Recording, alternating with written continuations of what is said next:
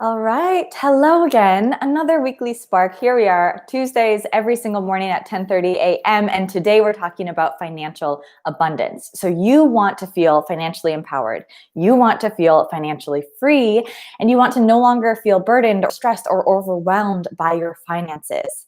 How do we solve this problem for you? I have a 3-step method today that will solve this issue, and not only solve it, but in a way that feels really good and that's authentic to you, which also means it is sustainable to you. So today we are walking through 3 steps to financial abundance. I have a worksheet for you. If you want to follow along, you can head over to yesandbymarin.com/money-mindset.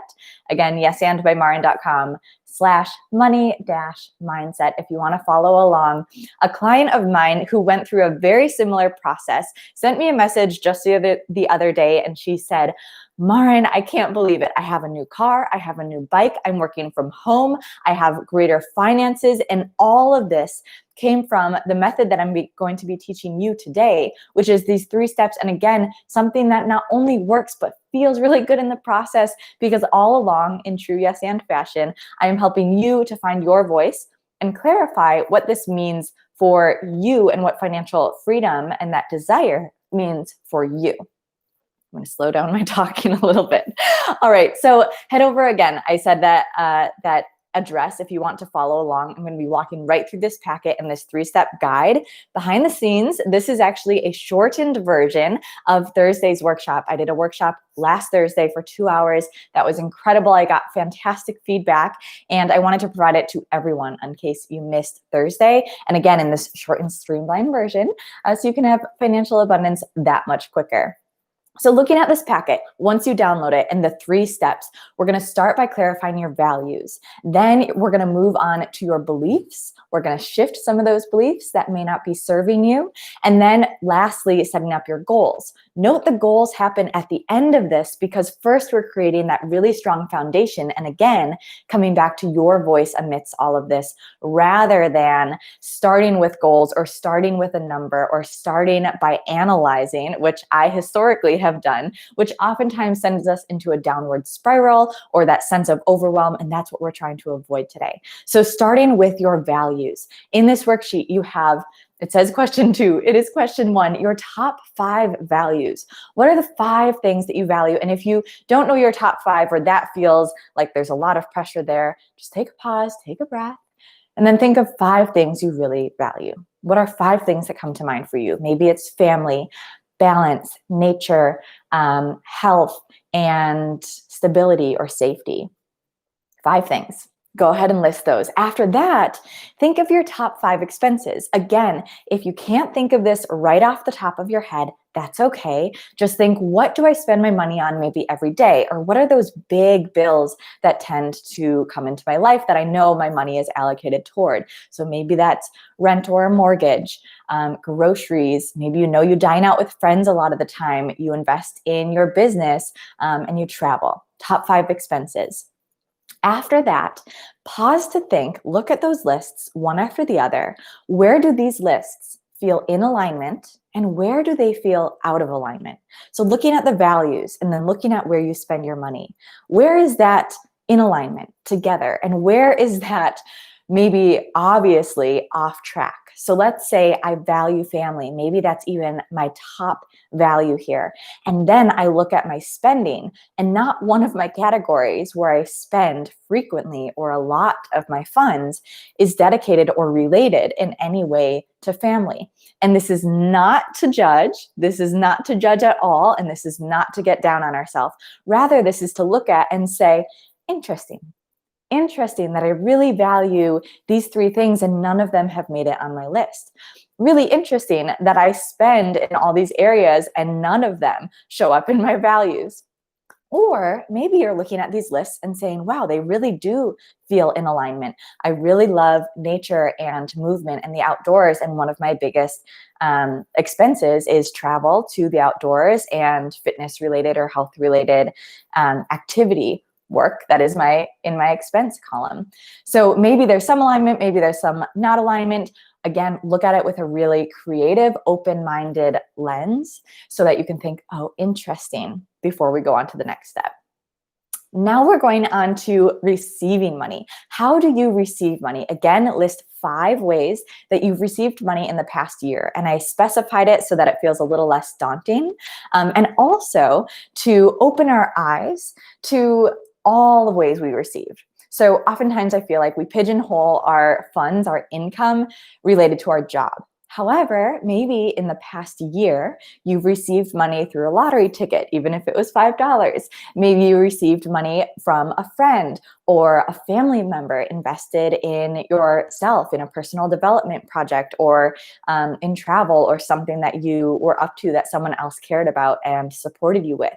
Maybe you received money through multiple jobs. So you can list through this part-time job I received money, and also through this other side gig or a random project that just came up and I accepted the opportunity.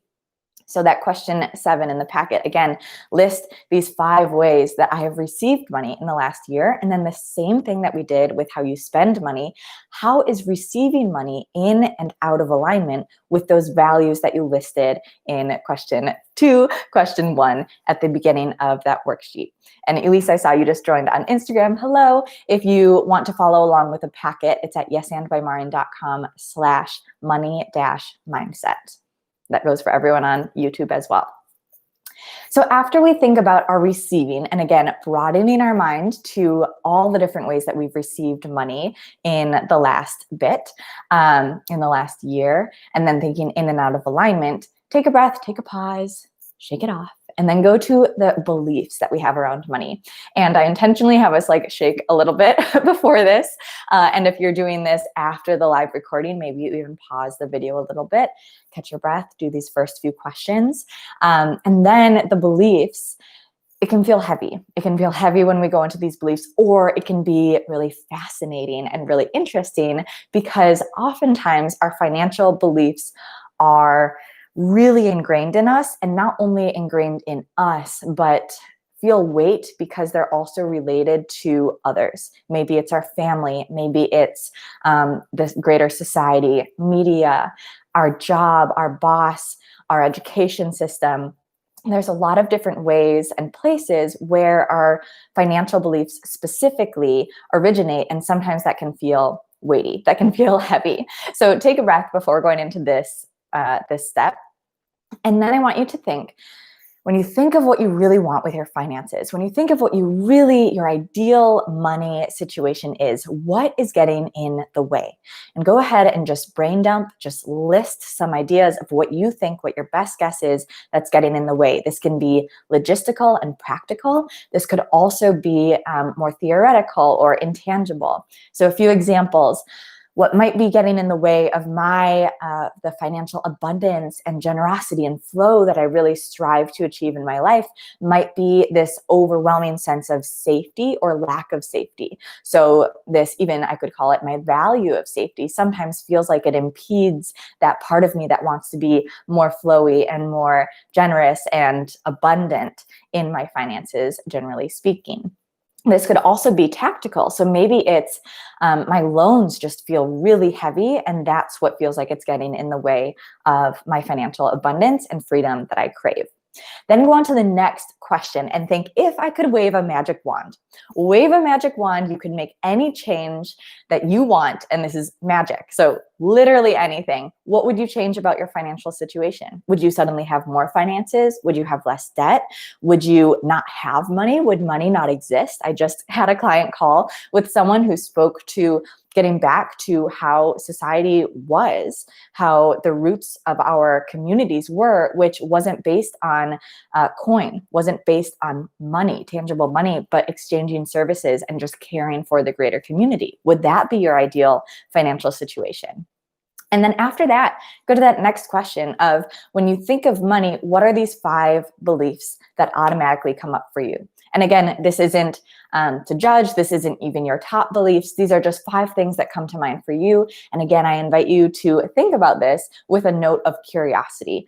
How interesting that when I think of money, I automatically think of my retirement savings and that I need to save more for retirement. When I think of money, I might think of getting a good job or the importance of having good work.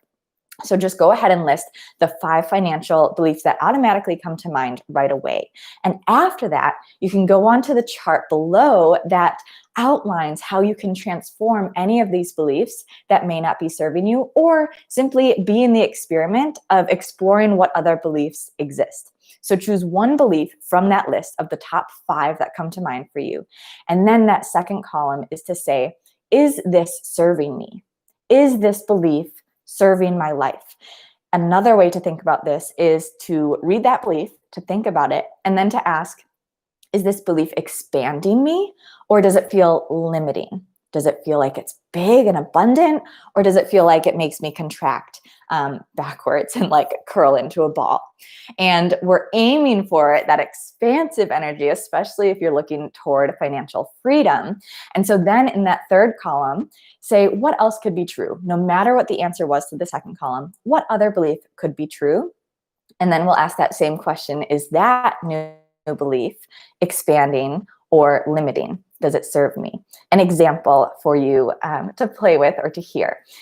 A first column, one financial belief that I could hold is money is a sign of fairness, or money represents fairness or unfairness, right? There's some tie there. Does this serve me? Does it feel expanding or does it feel limiting? And again, this is a really personal question. So ask yourself this question. If I were asking myself, does that feel limiting or expansive? It feels limiting to me. It feels like a lot of weight and pressure suddenly gets put on money, and a lot of worries automatically start to bubble to the surface for me. So then what else could be true? Just to list a few examples, maybe it has no relation to fairness. Maybe it has some relation to fairness. Maybe the idea of being in flow with energy, which is what money ultimately is, an energy exchange or currency exchange, when we broaden the definition of currency, maybe that fairness has to do with currency and energy, but not so much to the money coin that I think of when I think of money. And then I choose one of those beliefs that I brainstormed, an alternate belief. I'll say that it has something to do with fairness. And then does that feel expansive or limiting? Compared to where I started, it feels expansive. So that's a good sign for me that I'm headed in the right direction. However, I feel like I would still have more work to do just tuning in with how that feels. Something still feels a little tricky that I would probably then do my own work on to dig in and really find a belief that, one, is believable. So take baby steps rather than going all the way to an extreme. And then 2, a belief that that feels expansive, that feels like it's headed in that right direction toward my ideal sensation of money, specifically what I associate with money, rather than that limiting sensation. After the beliefs, shake it off again. And then we go to step 3, our last step today, setting your goals. So looking through this process, we've already walked through all of this. Now it's just a matter of zooming out and picking one thing, maybe just one thing generally, or one thing from each of these focus areas that we clued in today, to set a goal, set an intention, and then work toward. So the first question under this goal section is, what is one goal you have related to how you spend money? So going back to the first section, how your spending was in and out of alignment, maybe a goal is you want to be more in alignment in this certain area that's already in alignment, but you really want to lean into that area or into that spending, that alignment spending for yourself. Maybe a goal is you want to eliminate one of the expenses that you realized was totally out of alignment with your top 5 values. It could be anything related to spending, but that's a good place to start to get your wheels turning about what a goal might be. That next question is, what is one goal you have related to receiving money? So again, you can look at that next step that we went through of how you've received money in the last year and whether that was in or out of alignment with your values that we outlined in the first question. And then set a goal similar to spending, how you want to act or think about or focus on related to receiving money. To open your mind a little bit to with this question and this goal specifically, not only thinking of our list of how we've received money in the last year, but also consider, how did you not receive money in the last year that might align with your values? So for instance, I illuminated for myself not too long ago that I had a really hard time receiving money as a gift. If it was gifted to me, I had all these limiting beliefs coming up about my worth, me not thinking that I'm worth receiving this amount of money as a gift, that I needed to work hard to earn it. And so it didn't make sense to receive money if I hadn't worked hard to receive it in the first place. However, when I thought of my values, which is this generous expansion and this flow between everyone that I'm connected with, that idea of not receiving, not accepting something that was openly gifted to me was wildly out of alignment with that value. And so it had me take a step back and consider, okay, maybe I want to set a goal or an intention for myself to receive more openly when something is gifted to me. And maybe that's a coffee, or maybe that is money, tangible money, or maybe that's a hug, or maybe that's time spent with someone. So again, these beliefs can expand beyond money, but it's oftentimes because money holds so much weight for us. These are a great gateway and catalyst to see, oh, interesting, this is out of alignment with my values. It's just a very in our face way to see it. The next question, the next goal is, what is one goal you have related to what you believe about money? So going to that section about belief, what beliefs felt really good? What beliefs didn't feel so good? And do you have anything related to belief and related to money specifically that you might want to shift or lean into? So maybe that looks like having a more full download of all your money beliefs. Maybe that looks like looking into one of those specific beliefs and doing that activity until you find a belief that you can shift into, a baby step that feels expansive. Or maybe it's just something about believing about money that you want to be open to this idea of, wow, I think my beliefs about money are really impacting my reality about money, which in my experience is truth. But maybe you just want to be open-minded to that and just say, wow, this really opened my eyes to the fact that this is the case. And so I'm going to stay open to just exploring this. So like any goals, like any intentions, set ones that feel really good and exciting for you. It doesn't have to be super specific. It doesn't have to be one of those SMART goals if that doesn't feel good for you. However, there's a great guidepost for you to reflect through that worksheet today to have something to refer back to if it feels too overwhelming to just start really broad. So you can go, of course, as broad or specific as you want. And then the last question is to have this space to reflect. What is your greatest takeaway after doing this entire activity, this whole 3-step process, after you illuminated your values, brought that to the surface first and foremost, thought about your spending, thought about your receiving, and then thought about your money beliefs? What is your greatest takeaway? What is something that's really standing out to you like a sore thumb or like a shiny object that you just can't stop thinking about after doing this activity? Just note it for yourself. And again, like we've done all today, stay curious about it. How interesting that that's what I believe about money. How interesting that this was a value that came up for me. I had no idea that that would be my top 5. So take that last question as a place to just brainstorm, brain dump, mind map all the things that came to light for you, oftentimes writing it down. In fact, the research suggests writing these things down, especially your goals and your reflections, really helps us to digest them and remember them moving forward. So this isn't just a one-time activity, but something that will impact you moving forward. Just like my client who recently sent that message, who bought a new car and has increased savings and has a new bike and is loving working from home. These successes is what happens when we stay in it. And in order to stay in it, we need to foster that motivation and that reason and that understanding for not only why we're staying in it, but also what we're staying in. And that's what that last question hopefully fosters a little bit. In the packet, I have a little bit of an introduction for me as well, in case you need more support in this process. A lot of individuals who attended this full workshop last Thursday reached out to me afterwards and scheduled a coaching consult. That's a great way to get in touch with me and to connect one-on-one so that we can really work through the money roadblock or the money dream, the vision that you have for yourself. Oftentimes, these packets and this self-work is a great gateway, and it uncovers something that we see, oh, this is something I really want, or oh, this is something I really can't figure out alone or have been dealing with for a long time. It's time to try a new approach. So of course, reach out to me if you have any questions or you want that further support. Comment if on Instagram, on YouTube, if this was helpful. I talked really, really fast because I've been trying to play with these weekly sparks to have them be really short versions of my longer form workshops and longer form offers that I have. So it's a quick digest way to incorporate really impactful shifts, specifically in relation in relation to your alignment in career, relationship, and lifestyle. That's it for today. My name is Marin Lauka. You can learn more about me at yesandbymarin.com. You can download, again, the worksheet that went along with today's workshop at yesandbymarin.com/money-mindset. And I look forward to seeing you every Tuesday, next Tuesday at 10:30 a.m. Central Time on YouTube and on Instagram live. Till next time. Bye.